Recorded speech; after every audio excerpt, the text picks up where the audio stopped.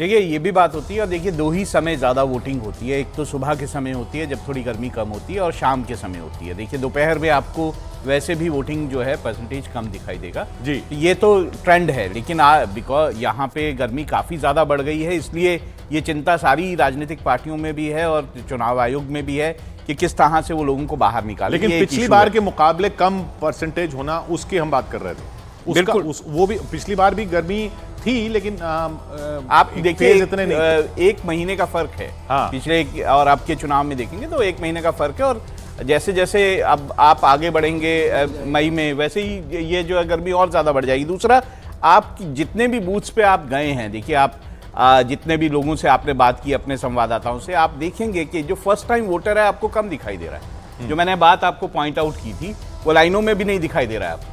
तो ये जो उदासीनता है, इसको ठीक करने की जरूरत है कि फर्स्ट टाइम वोटर आखिर जो 18-19 साल के बच्चे हैं वो क्यों नहीं आगे आ रहे? जबकि पहले हमने देखा था, या पिछले कुछ ट्रेंड ये दिख रहा था कि फर्स्ट टाइम वोटर ज्यादा बढ़ चढ़ के आता था, क्योंकि उसको एक्साइटमेंट होती थी कि उसका पहला वोट है।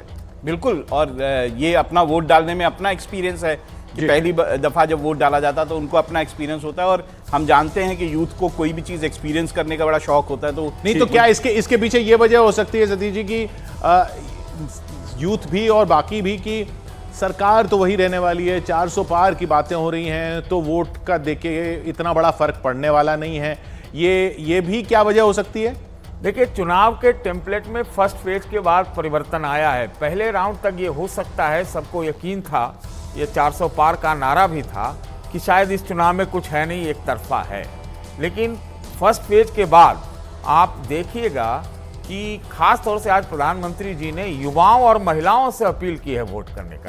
नहीं, अगर ये टेम्पलेट बदला, आप जो फर्स्ट फेज में अगर ये लोग तो तीसरा फैक्टर ये भी हुआ ना कि लोग ये मान के नहीं आए वोट देने की, नहीं वो तो वैसे ही जीत रहे हैं, तो इसलिए वोट देके क्या करें? मैं यही तो कह रहा था, आपने बीच में मुझे रोका। मैं कह रहा हूं कि फर्स्ट पेज के बाद टेम्पलेट में परिवर्तन हुआ है, तो अब चुनौती में जो एक कंपटीशन है उसके चक्कर में अब आप देखिएगा कि सीट टू सीट मोबिलाइजेशन की बात है कि भाई है, मतलब कॉन्टेस्ट हो सकता है, क्योंकि युवा का भी मुद्दा है, बेरोजगारी का भी मुद्दा है, तो इसलिए काउंटर नैरेटिव हो रहा है। एक मिनट, आपने युवाओं की बात की है। हाँ। देखिए, युवाओं में मतलब हमने एक देखा है कि जो हिंदुत्व के प्रति बहुत ज्यादा ज्वार देखा है। हाँ। अगर वो वोट नहीं आ रहे देने तो कोई न कोई एक वजह होगी। ठीक है विवेक, जरा आपसे मैं जानना चाहूंगा, जो इतने फेजेस में चुनाव होते हैं वो भी क्या एक बड़ा कंसर्न है? 2-2.5 महीने तक अगर चुनाव होता है, 7 फेजेस में होता है, और उत्तर प्रदेश जैसा राज्य, यहां पर इतने फेजेस में चुनाव। देखिए, जब बहुत सारे फेजेस में चुनाव होता है तो उसमें लहर वाला जो कॉन्सेप्ट है वो डाइल्यूट हो जाता है, क्योंकि आपका टाइम स्पैन जो है कि इंक्रीज हो जाता है, तो एनालाइज करने का मौका वोटर्स को मिलता है। अब इस देश के लोगों ने न्यूज़ 18 को पहले चरण में भी देखा, जब आपने चुनाव, आज भी देख रहे हैं लोग बैठ करके चैनल, और किस तरह से आप लोग मोबिलाइज करके इनकरेज कर रहे हैं कि वोटर जाएं और वोट दें। तो analytical power of the people is more functional जब आपका मल्टी फेज में होता है चुनाव, ये मेरा एक मानना है। दूसरी बात, मेरा ये भी एक मानना है, जो राहुल जी ने बहुत सही जो पॉइंट एक बोला था युवा वोटर्स का, मेरे हिसाब से the youth has become disillusioned, और वो जो मैं कोई एनडीए वर्सेस इंडिया अलायंस की बात नहीं कर रहा, ओवरऑल जिस तरीके से प्रजातंत्र हमारा चल रहा है, देश हमारा चल रहा है, नहीं तो कहना क्या चाह रहे हैं? नहीं, फर्क नहीं पड़ता, कोई भी आए, वो कट ऑफ फील कर रहा है। विवेक जी, कोई भी आए, कोई फर्क नहीं पड़ता। एक होती है नाराजगी, एक होती है नाराजगी कि आप सरकार को बदलने के लिए जाएं, दूसरा है कि उदासीनता। नहीं, बात ये नहीं है। देखिए, युवा क्या सोचता है, 18, 19 साल, 20 साल, 21 साल का नवयुवक जो होता है, he has got dreams, वो एडवेंचरर है, वो एक ड्रीमर है, वो बहुत कुछ करना चाहता है। विवेक, बड़ी खबर आ रही है, जरा बड़ी खबर दे दे अपने दर्शकों को। मथुरा के एक पोलिंग बूथ पर वोटिंग का लोगों ने बहिष्कार कर दिया है। गोवर्धन इलाका है जहां एक पोलिंग बूथ है, वहां लोग वोट नहीं कर रहे हैं। क्या कारण है, हमें जरा बताएं। देखिए, यहाँ के लोगों की मांग है कि इनका गांव है, इनके गांव को गोवर्धन तहसील से जोड़ा जाए, और इसी तरीके से सुबह से भीषण गर्मी के बीच में गांव के लोग यहाँ पर बैठे हुए हैं, और एक भी वोट इस गांव से संबंधित जो बूथ है पंकज, वो नहीं पड़ सका है। और लगातार पुलिस वाले समझा रहे हैं, इनको प्रशासन समझा रहा है क्यों आप लोग यहाँ पर बैठे हैं, मांग आखिरकार है क्या? हमारा आज से 4 दिन पहले सर्व समाज की एक पंचायत हुई थी, जिसमें हमारे गांव की कई समस्याएं थी, जिनमें एक मेन समस्या तहसील की थी। जो हमारी तहसील मात्र गांव से 400 मीटर दूरी है, और जो हमारी तहसील सदर लगती है जो 21 किलोमीटर दूर है, और जबकि हमारे गांव के एक ब्लॉक की समस्या है, जो ब्लॉक हमारे गांव से मात्र 3 किलोमीटर। लेकिन मतदान का तो अधिकार प्रयोग करना चाहिए ना। नहीं, मतदान का हमारे जो जनप्रतिनिधि है वही हमारे को नहीं कर रहे, तो हम क्या करें कि मतदान किसी करते हैं हम कि हमारे जनप्रतिनिधि हमको कुछ दे। प्रशासन लेकिन समझा तो रहा है कुछ। नहीं, प्रशासन क्या समझा, डीएम साहब तो आए नहीं अभी, एसओ साहब ने बात कही थी, उसके हमारे प्रशासन डीएम साहब आए हमसे आश्वस्त करें और तब हम प्रचार ये काफी डेंजरस और खतरनाक ट्रेंड है कि अगर ये एक तरह से लोग भी समझ गए हैं कि प्रशासन वैसे तो सुनता नहीं है, ये मतदान का बहिष्कार करो तो इनके ऊपर प्रेशर आएगा कि भाई पता करेंगे कि क्यों नहीं मतदान हो रहा। हालांकि करेंगे, क्योंकि अब जब एडमिनिस्ट्रेशन के लोग आ रहे हैं किशोर, तो वो समझ रहे हैं इस बात। मैं जो चीज कह रहा हूं कि वो अगर लोग ये देख लेंगे कि इस तरीके से प्रशासनिक अधिकारियों को बुलाया जा सकता है, यही एक तरीका है, क्योंकि प्रशासनिक अधिकारियों पर दबाव यह है कि उनको मतदान प्रतिशत करवाना है। तो अगर ऐसे गांव दिखेंगे जहां पे वोट ही नहीं डाले गए तो उनसे सवाल पूछे जाएंगे। हाँ। इसलिए प्रशासनिक अधिकारी पहुंचेंगे, पुलिस भी पहुंचेगी, और उसको बुलाने के लिए अगर ये तरीका है तो ये कई लोग ना करना शुरू कर दें। सतीश जी देखिए, देखिए ये कोई भी कहेगा कि लोकतंत्र में ज्यादा से ज्यादा वोटिंग हो। हाँ। इलेक्शन कमीशन ने, और मैं तो इस बार देख रहा हूं यहाँ जहां हूं वहां मोहल्ले प्राइवेट लोगों ने भी आजकल अभियान चलाया हुआ। नहीं, लेकिन अगर जो लोग नाराज हैं, अगर एक गांव मिलकर ये तय कर लेता है कि नहीं करते तो प्रशासनिक अधिकारी आते हैं। नहीं, तो वो जायज नहीं है मेरे हिसाब से। हाँ, नहीं जायज नहीं है, लेकिन ये राहुल आप बताइए, जायज तो नहीं है, जायज तो किसी हालत में नहीं है, लेकिन लोग अगर ये देख लेंगे कि यही एक तरीका है बुलाने का, वो कह रहे हैं 25 साल से सड़क नहीं बनी, 25 साल से हम मांग कर रहे हैं, कुछ नहीं हुआ, तो चलिए इस बार वोट नहीं देते हैं, लोग आ जाएंगे। हो सकता है, बिल्कुल हो सकता है, क्योंकि देखिए पहले एक ट्रेंड चला था कि आप जाके नोटा जो है वोट दे हाँ। दीजिए। बिहार में 2% पिछली बार जो है नोटा वोट हुए थे, सबसे ज्यादा मेरे ख्याल से बिहार में ही नोटा वोट पड़े थे। तो पहले लोगों ने उस तरह से अपनी नाराजगी अभी फर्स्ट फेज में नागालैंड में 4 डिस्ट्रिक्ट में एक भी वोट नहीं पड़ा, वो उनकी अलग नाराजगियां हैं। मैं एक चीज और इसमें बोलना चाहता था कि ये तो बात हो गई कि लोग अपनी नाराजगी किस तरह से व्यक्त करते हैं। देखिए, इस फेज को अगर आप देखेंगे तो 55 सीटें जो है वो बीजेपी पिछली बार जीती थी 2019 के चुनाव में।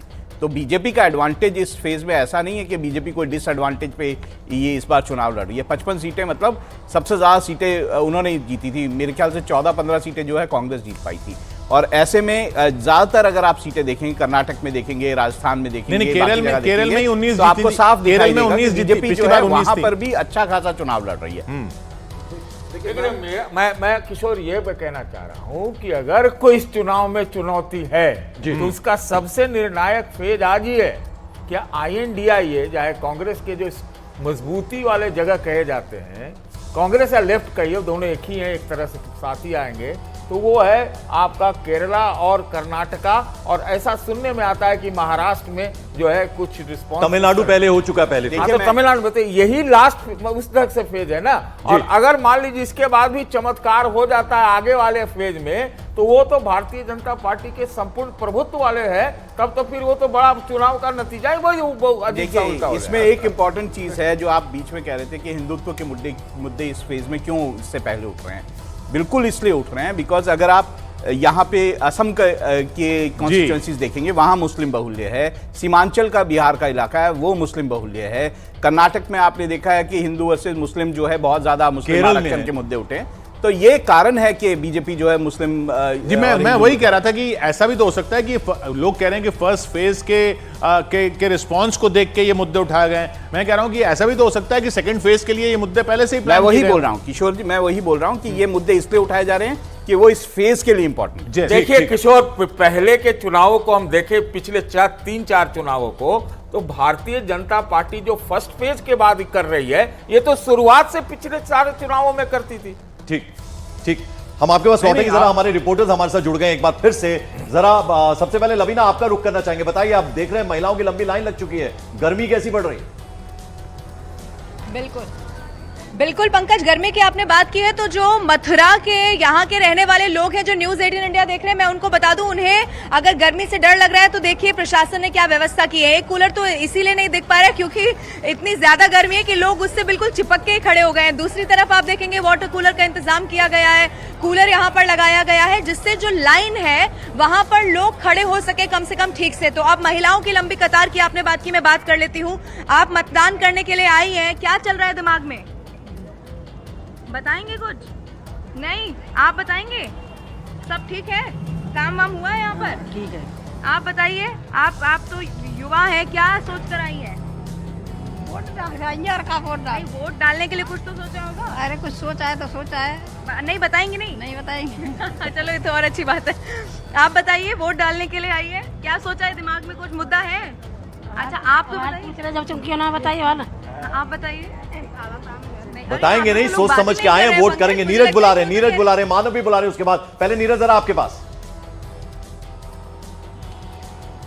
देखिए पंकज, बिल्कुल मतदाताओं में सेल्फी लेने की होड़ लगी हुई है। यहाँ तमाम एक के बाद एक मतदाता जो हैं वो एक परिवार से लोग ज़्यादा पहुँच रहे हैं सुबह सुबह, और वो अपनी स्याही दिखाएंगे। आप लोग पहले ये देख सकते हैं, सेल्फी लेते हुए पहले इन्होंने सेल्फी ले चुके हैं ये लोग। इन लोगों से बात करते हैं आखिर किन मुद्दों पे वोट, क्या मुद्दे थे मैम आप लोग के लिए, महिलाएं हैं आप लोग? मुद्दे क्या है, हम अब संतुष्ट हैं मोदी जी के जो भी आपके लिए? हाँ बिल्कुल, हम इस शासनकाल में बहुत संतुष्ट हैं। किस वजह से संतुष्ट हैं? भाई देखिए, सुबह शाम निकलने में हमें कोई दिक्कत नहीं होती है, और वैसे भी सेफ्टी के पॉइंट ऑफ व्यू से भी, और देश कितना आगे जा रहा है उस पॉइंट ऑफ व्यू से। देखिए देश आगे जा रहा है, लेकिन विपक्ष कहता है फिर ये एक चीज और देखने को मिली है पंकज, और इस पर आपकी भी राय जानना चाहूंगा मैं राहुल, कि लोग एक तो वो हैं जो खुल के बोल रहे हैं कि हम संतुष्ट हैं, ये देश बहुत आगे जा रहा है, देश की छवि बड़ी अच्छी बन रही है, वो बाकी कई लोग, और मतलब उनकी संख्या कम नहीं है, जो कह रहे हैं कि हम नहीं बताएंगे क्या है हमारा मुद्दा, क्या हम मुद्दा भी नहीं बताएंगे। तो कई लोग तो बोलने से हिचक रहे हैं मुद्दा। देखिए, जहाँ तक विकास की बात है, ये तो कोई डिनाई नहीं कर सकता कि जिस तरह से इंफ्रास्ट्रक्चर जो है वो बढ़ा है, जिस तरह से स्टार्टअप्स बढ़े हैं, जिस तरह से जो उद्योग बढ़ा है। अगर मैं मैन्युफैक्चरिंग की बात करूं तो 16 साल में सबसे ज़्यादा मैन्युफैक्चरिंग इस वक्त हो रही है देश में। तो इस तरह से अगर विकास के मुद्दे बोलेंगे तो बिल्कुल सही है। और दूसरे, सुरक्षा का मुद्दा देखिए, अगर आप उत्तर प्रदेश के विधानसभा नहीं, मैं ये कह रहा हूं कि जो लोग साइलेंट हैं उसका क्या मतलब निकाला जाए? साइलेंट मतलब वो, देखिए, हर चुनाव में जो है फैन सिटर्स होते हैं, और जो चुनाव है वो कार्डर से नहीं जीता जाता, वो फैन सिटर्स से जीता जाता है। वो लोग जो कि किसी साइड नहीं होते, मुद्दों पे जो है अपना जो वोट देते हैं, उनको जो मुद्दे सही रखते हैं वो उस पे वोट। विवेक, ये जो चुप्पी है, जो खामोशी है, जो साइलेंस है, ये क्या अंडर करंट भी दिखाता है कई बार? देखिए, अंडर करंट ये है कि फर्स्ट फेज जब चुनाव का हुआ था तो अल्मोड़ा के गांव ने वोट नहीं दिया था, और अल्मोड़ा के गांव के लोगों ने बैठ करके बैठक करी थी और प्रेस को ये बताया था कि जब तक रोड नहीं तब तक वोट नहीं। ये फर्स्ट फेज की बात बता रहा हूं। आज सेकंड फेज में आपने एक और कवरेज दिखाई, और ये ट्रेंड आगे बढ़ता चला जाएगा, क्योंकि वोटर जागरूक होता चला जा रहा है। इस देश का नागरिक, युवाओं ने, ये जागरूकता है, ये आप इसको जागरूकता कह रहे हैं कि इस तरीके से प्रशासनिक अधिकारियों को एक तरह से ब्लैकमेल करके बुलाया जा रहा है? देखिए, अब इसको बोलने के दो तरीके हैं। एक तो अगर मैं पॉलिटिकली करेक्ट स्टेटमेंट बोलूं तो मुझे बोलना चाहिए, नहीं साहब इलेक्शन का बहिष्कार मत करो, वोट जरूर दो, वोट देना चाहिए, ये आपका अधिकार है, इसको एक्सरसाइज, ये तो पॉलिटिकली करेक्ट स्टेटमेंट है। लेकिन इसका दूसरा एनालिसिस है, once there is frustration and your political mechanism is not working at ground level, तो ये चीजें आगे बढ़ेंगी। ठीक है विवेक। मानव हमारे सहयोगी इस वक्त हमारे साथ जुड़े। मानव, कुछ कहना चाह रहे हैं? मानव, मैं कुछ कहना चाह रहा था, कुछ मतदाताओं की बात पहुंचाना चाह रहा था कि किस तरीके से लोग कई बार से यहाँ पर वोट डाल रहे हैं। ये सेक्टर 15A है नोएडा का, गौतम बुद्ध नगर कॉन्स्टिट्यूंसी का। यहाँ पर लोगों के नाम मतदाता सूची से गायब हो चुके हैं, ऐसे ही लोग शिकायतें कर रहे हैं। इसके अलावा नोएडा के 3 जगह हैं, सेक्टर 150, सेक्टर 12 और मवूरा गाँव, वहाँ पर EVM खराब होने की खबर भी वहाँ से लगातार आ रही है। लेकिन मैं आपको बता दूं कि नोएडा में पहली बार 100 से ज़्यादा ऐसे बूथ लगाए गए हैं हाई राइज सोसाइटी के भीतर, क्योंकि लोग ये शिकायत करते थे कि शहरी इलाके में बूथ बहुत दूर होता है, इसलिए मतदान करने वो लोग नहीं जाते। तो उनकी सुविधा के लिए उनकी सोसाइटी के भीतर बूथ लगाए गए। जिस बूथ पर मैं मौजूद हूँ, यहाँ पर थोड़ी देर में डॉक्टर महेश शर्मा पहुंचेंगे मतदान करने के लिए, लेकिन यहाँ पर सुबह से काफी मतदान यहाँ पर हो रहा है। ज्यादातर बुजुर्ग हैं, ज्यादातर वो लोग हैं जो जिनकी उम्र 40 से ज्यादा है, युवा भी यहाँ पर आ रहे हैं, लेकिन जो संख्या है वो बुजुर्गों की ज्यादा मैं यहाँ पर देख पा रहा हूँ। जी, इधर मैं एक सवाल, एक छोटा सवाल और उस पर छोटा रिएक्शन, फिर रिपोर्टर्स के पास जाएंगे।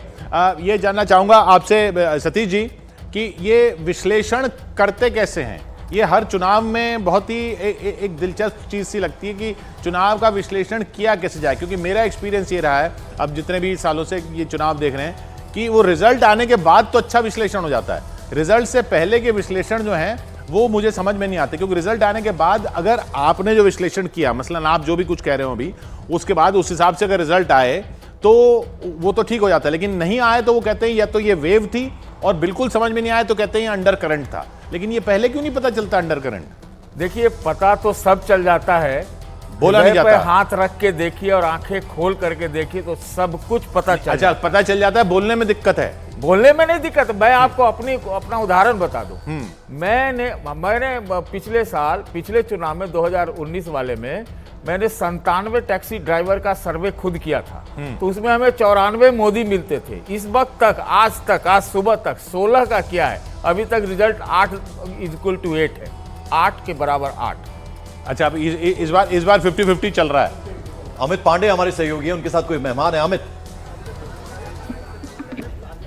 देखिए यहाँ पर जो हम आपको दिखा रहे हैं, लगातार न्यूज 18 इंडिया पर एक्सक्लूसिव तस्वीरें हैं। मथुरा के इस गांव में मतदान नहीं हो रहा है और ये लोग सुबह से बैठे, एक भी वोट इस बूथ पर नहीं है। ताजा यहाँ पर न्यूज 18 इंडिया पर एक्सक्लूसिव तस्वीरें ये हैं कि सांसद आए हैं लोगों को समझाने। सर, आप जनप्रतिनिधि हैं, लेकिन यहाँ के लोग तो कह रहे हैं इनकी मांगे ही नहीं सुनी जा रही हैं और इसलिए एक भी वोट इन्होंने नहीं किया। तेजवीर सिंह जी, नहीं, वोट पूरे डलेंगे, आप देखिए अभी। और ये गांव में 3 बार लोकसभा का सांसद रहा हूँ। ये शायद मुखराई मेरा प्रिय गांवों में से है। जैसे अपने लिए मेरा गांव, ऐसे ही मेरे लिए मुखराई गांव। ये कह रहे प्रिय गांव है, लेकिन आप लोग तो वोट ही नहीं देने गए। हाँ, बहिष्कार कर दिया है समय। इनकी बात आप क्या समझेंगे? एक एक करके नेता ही बात समझेंगे पूरे। नहीं तो ये बात है। अमित मेरी बात, आप मेरी आवाज सुन रहे हैं? अमित इनसे पूछिए कि ये कह रहे हैं कि 3 बार से सांसद हैं, तो यही तो गांव वाले कह रहे हैं 3 बार से सांसद थे, सड़क ही नहीं बनी, ये नहीं हुआ, वो नहीं हुआ, तो क्या किया इन्होंने? ये कह रहे हैं हमारा प्रिय गांव है। जी बिल्कुल, तेजवीर सिंह जी राज्यसभा के सांसद हैं और ये आप तो कह रहे हैं प्रिय गांव है। जब प्रिय गांव है तो फिर क्यों आप प्रिय बात समझाना? सुना नहीं इन्होंने क्या कहा अभी सुना। हेमा मालिनी जी आई है, ना तो बेआम है ना ये आम है। भाई मुंबई में रहती है हेमा मालिनी जी, यहाँ कहाँ विकास थोड़ी कराएंगे। इनने हमारे यहाँ रास्ता बनाई है शुरू में, बहुत सारे काम किए हैं गाँव के लिए। हेमा मालिनी काम किया आज तक, उनके लिए वोट क्यों करें हम? इन्होंने बता दिया। कह रहे हैं विधायक तो ये कह रहे हैं कि हम तो योगी और मोदी को वोट देंगे, तो हमने तो मेरे काज वोट ना देंगे। आप सुन लेंगे। बिल्कुल सब सुनने इसीलिए आए हैं। मैं जब रहा यहाँ, इन्होंने जिस काम की कहा मैंने वो किया था। और अब मैं राज्यसभा से हूँ, ज्यादा दबाव भी नहीं है किसी का मुझ पे। तो मैं तो इस गांव को मैंने कहा प्रिय गांव है मेरा, तो यहाँ जो समस्याएं होंगी उन्हें मैं देखूंगा ना। लेकिन थोड़ा लेट नहीं होगा कि ये तो कल तक समझाना। बिल्कुल, बहुत इंटरेस्टिंग बात कह रहे हैं कि मैं चूंकि राज्यसभा से सांसद हूं तो इसलिए कोई ऐसा मेरे ऊपर दबाव भी नहीं है। वो गांव वाले ये कह रहे हैं कि 25 साल से कुछ नहीं हुआ। हाँ, ये खुद कह रहे हैं कि 3 बार तो मैं ही सांसद था और फिर ये कह रहे हैं मेरा प्रिय गांव है। जरा प्रियंका बुला रही है। प्रियंका जी, किशोर, जो डिस्कशन हो रहा था थोड़ी देर पहले कि फर्स्ट अच्छा, मैं प्रियंका आपको रोक नहीं रहा हूं, ये तस्वीरें साथ में दिखाने के लिए बोल रहा हूं। इधर ये नेहा शर्मा जो है वो वोट देने पहुंची है और नेहा शर्मा के पिता लड़ रहे हैं, लेकिन सारी कैमरे और सारी नजरें और सारी जनता की नजर नेहा शर्मा पे रहती है। फिल्म एक्टर हैं और उन पिता ने तो ये भी कहा था कि इन्हीं को टिकट दे दिया जाए, लेकिन देखते हैं क्या बोलती है। हाँ। जिस भी एज ग्रुप में 18 साल से ऊपर जिस भी एज ग्रुप में आइए, वोट करिए और भागलपुर जरूर जीतेगा, भागलपुर का जरूर विकास होगा और यही उम्मीद है कि हम सब सेलिब्रेट करें सब। कैसा लग रहा है? भागलपुर जरूर जीतेगा, भागलपुर जरूर जीतेगा। मैं बहुत खुश हूँ, मैं बहुत एक्साइटेड हूँ और मैं I am looking forward to सब लोग आए, वोट करें और सही कैंडिडेट के लिए वोट करें। कितने दिनों के बाद वोट करने यहाँ पर वोट करेंगे? हर बार वोट आप अस्वस्थ हैं जीत के लिए? अनाउंस नहीं करते।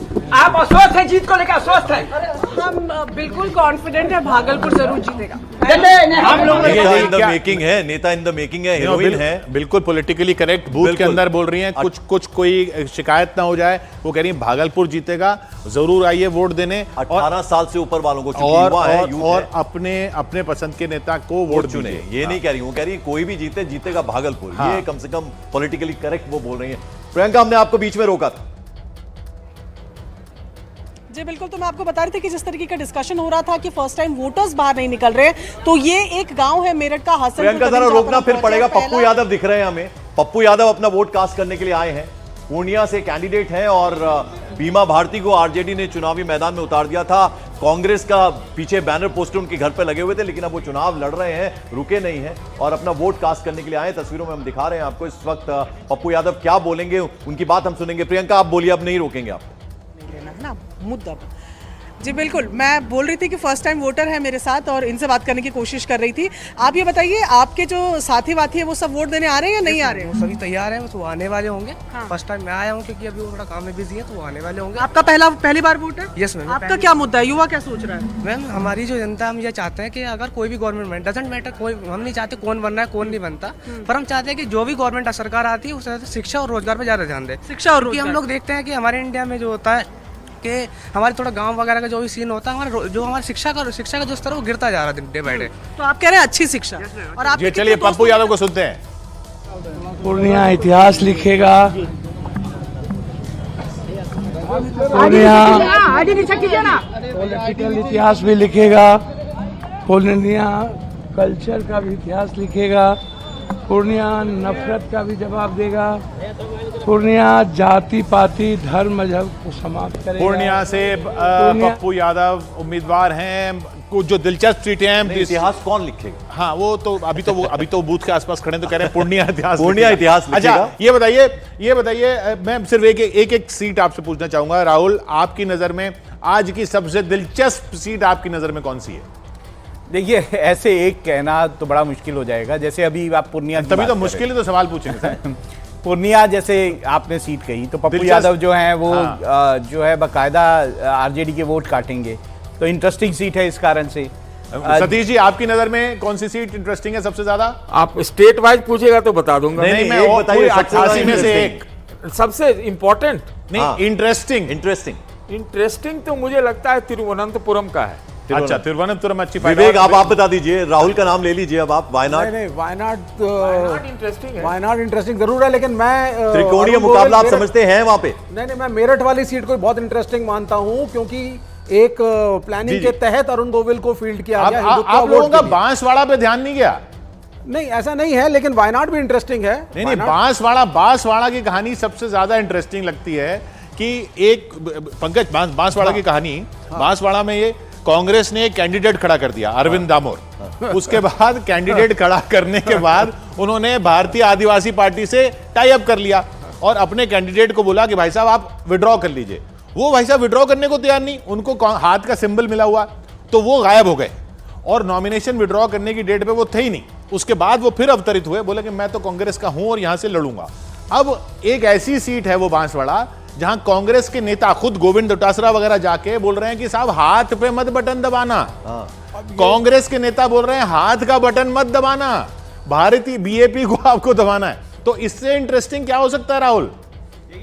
बिल्कुल, आपने बहुत अच्छी बात कही कि ये बहुत ही इंटरेस्टिंग सीट है। वैसे तो कर्नाटक में भी ऐसी सीटें हैं जहां पर जो है पोते दो लोगों के चुनाव लड़ रहे हैं। तो ऐसे जैसे मेरे को लगता है राजस्थान में अगर बाड़मेर की सीट अगर आप बात करें तो बहुत इंटरेस्टिंग होगी कि रविंद्र भाटी क्या वो चुनाव जीतेंगे, क्योंकि एक बड़ा ही उनकी जो रैलियां हैं या जो वो प्रचार कर रहे हैं उसमें भीड़ बहुत जुट रही है। अब वो भीड़ क्या वोटों में तब्दील होगी, ये बड़ी इंटरेस्टिंग बात है। और वहाँ पर कैलाश चौधरी जो हैं, क्या वो केंद्र में राज्य मंत्री भी हैं, तो क्या कैलाश चौधरी अपनी सीट बचा पाएंगे? बड़ा इंटरेस्टिंग चुनाव वहाँ पे भी होगा जी। इधर कोटा भी इंटरेस्टिंग होता जा रहा है, वहाँ पर ओम बिरला वोट देने पहुंच रहे हैं। रवि सिंह वहाँ मौजूद हैं। रवि